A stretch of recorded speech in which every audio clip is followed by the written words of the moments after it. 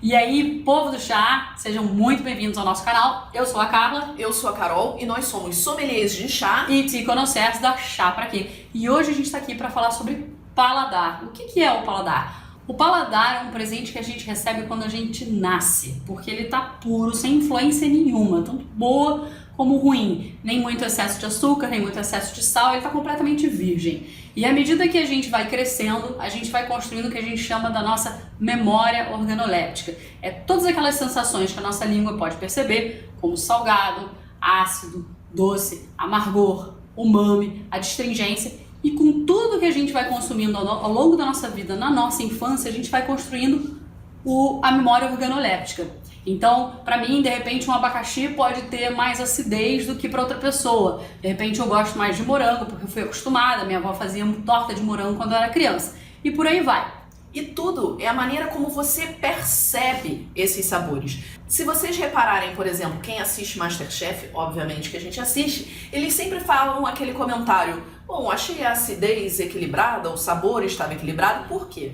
Na alta gastronomia, o que você quer é equilibrar os sabores na boca. Nem muito ácido, nem muito doce, nem muito salgado. Um sabor equilibrado. E com bebidas premium é a mesma coisa. Um vinho, por exemplo, quando você diz que ele é um vinho full body, você está dizendo que ele consegue estimular todas as partes da sua língua responsáveis pelo sabor. E o chá é a mesma coisa. Você também vai ter chás que vão estimular a sua língua como um todo. Geralmente vão ser os chás mais valorizados.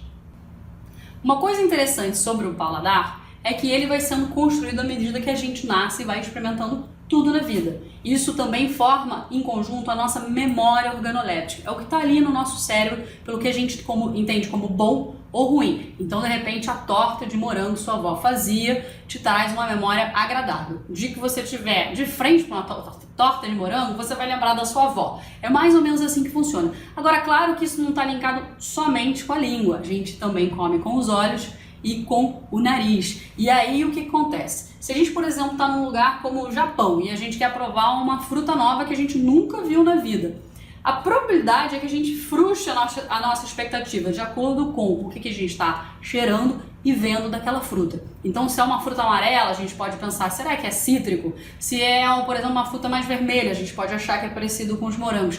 E por aí vai. Quando a gente prova aquele alimento que a gente não conhece, a gente vai achar ele inicialmente ruim, porque pode frustrar a nossa expectativa daquela memória toda que a gente tinha em conjunto. Carol tem um exemplo bem bacana sobre isso. Por exemplo, eu adoro azeitona. E aí eu fui pra Espanha e eu vi uma oliveira pela primeira vez na vida. E quando eu vi aquela azeitona lá pendurada, linda, obviamente, né? O meu cérebro falou azeitona. Veio aquele gosto salgadinho, aquilo. Eu colhi a azeitona. Quando eu botei na boca, chegou a queimar a minha boca. Porque frustrou totalmente a minha expectativa. A azeitona não sai daquele gosto direto da oliveira. Botei na boca e frustrou a minha expectativa. Então a primeira coisa que aconteceu foi eu dizer, eu não gosto. Existe um teste muito bacana, que, por exemplo, digamos que você esteja de olhos fechados e eu diga pra você que eu vou te dar uma batata frita. E aí eu boto, em vez de uma batata frita, um pedaço de, não sei, salsicha na sua boca. Algo assim. E aí quando você morder aquilo, você vai achar ruim, por mais que você goste de salsicha. Por quê? O seu cérebro estava esperando a batata frita, o sabor da batata frita. E quando você botou aquilo na boca, aquilo ali deu aquele gosto ruim, que não é ruim, na verdade. Então, por conta disso, muita gente não gosta das coisas na primeira vez que experimenta. É verdade. Ela só passa a gostar depois que ela começa a insistir na prova daquele alimento e começa a criar a memória e a expectativa de sabor daquele alimento. Um exemplo disso é o caso do vinho ou da cerveja. Quando a pessoa prova pela primeira vez, se ela nunca tomou, ela vai achar ruim. A gente, geralmente, quando a gente cresce, a gente passa a beber vinho ou cerveja mais por uma questão social. E isso acontece também com o chá. O chá, por ser uma bebida maravilhosa, mas de sabores que ainda não são muito comuns para a maioria das pessoas, principalmente as mais formiguinhas que esperam muito açúcar, elas vão se decepcionar no início. Mas isso é uma questão de costume.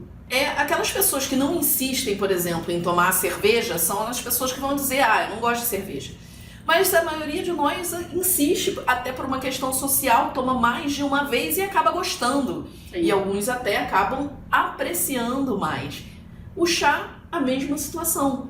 Muita gente para na primeira vez que provam na segunda vez. Mas quando você começa a degustar, você começa a perceber que tem muito mais coisa para aproveitar no chá do que simplesmente chegar a xícara pro lado e dizer que não gosta. O importante é você não abandonar na primeira xícara ou no primeiro copo. Não pode desistir da primeira vez, botou uma sensação, um amargor, um herbal, um sabor aí que você não conhece, não tá na sua memória, a não ser que você tenha sido criado bebendo chá, não tá na sua memória e você diz, ruim, não gostei, fora.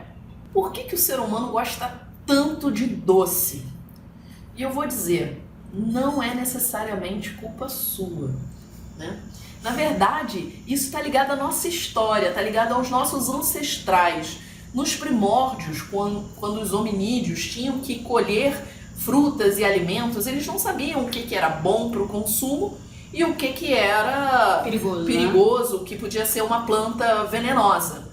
Então, basicamente a regra era a seguinte, se for amargo não come, se for doce come. E quando aqueles primeiros homens encontravam uma fruta doce, eles comiam tanto que eles podiam, porque não sabia quando que eles iam ter a oportunidade de encontrar outra vez aquelas frutas doces.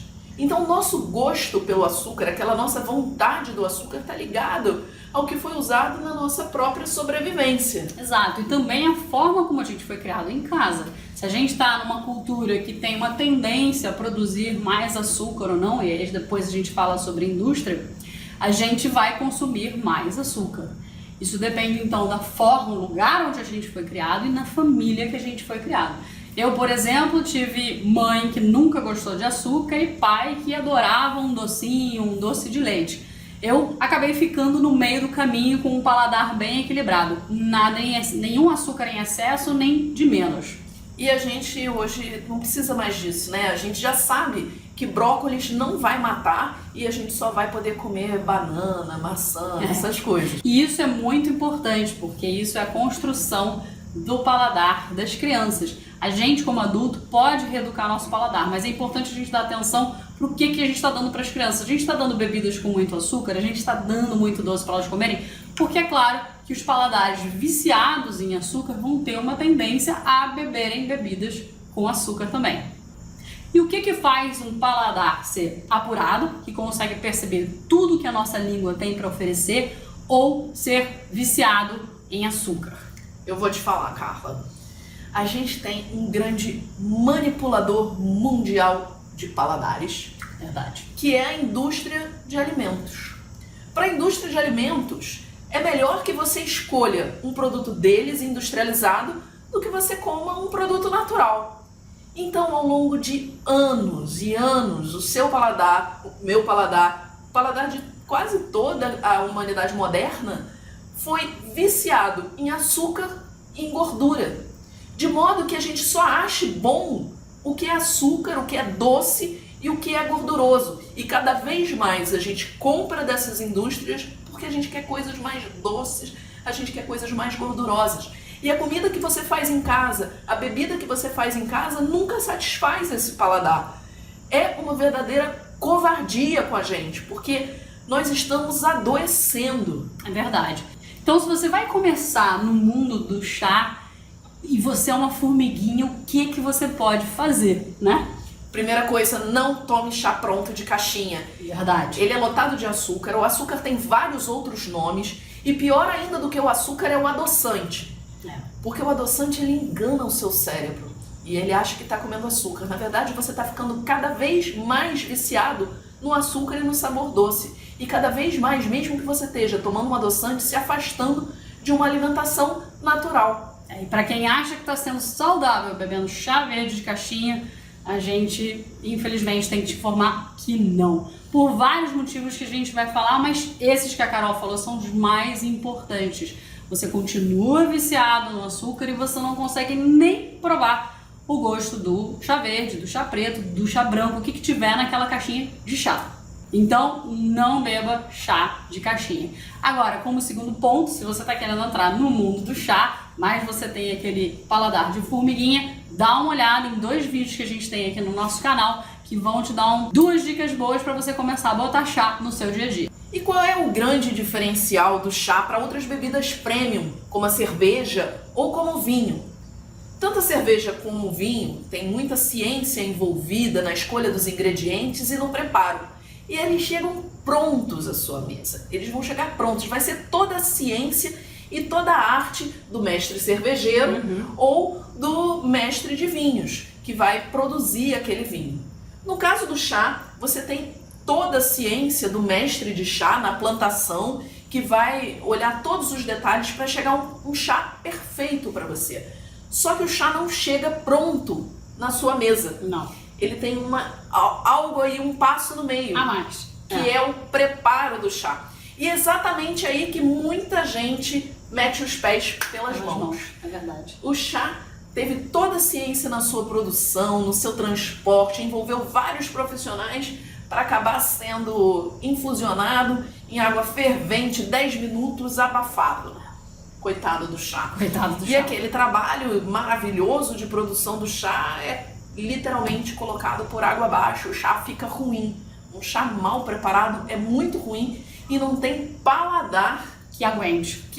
Agora, um chá bem infusionado é uma festa para o paladar apurado, para um paladar que já está mais treinado.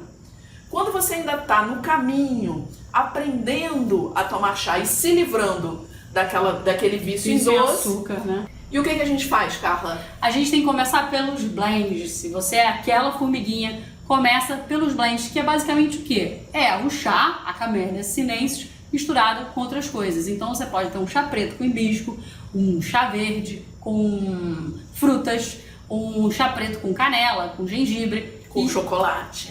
E você pode fazer isso, as suas próprias misturas em casa, ou você pode comprar pronto.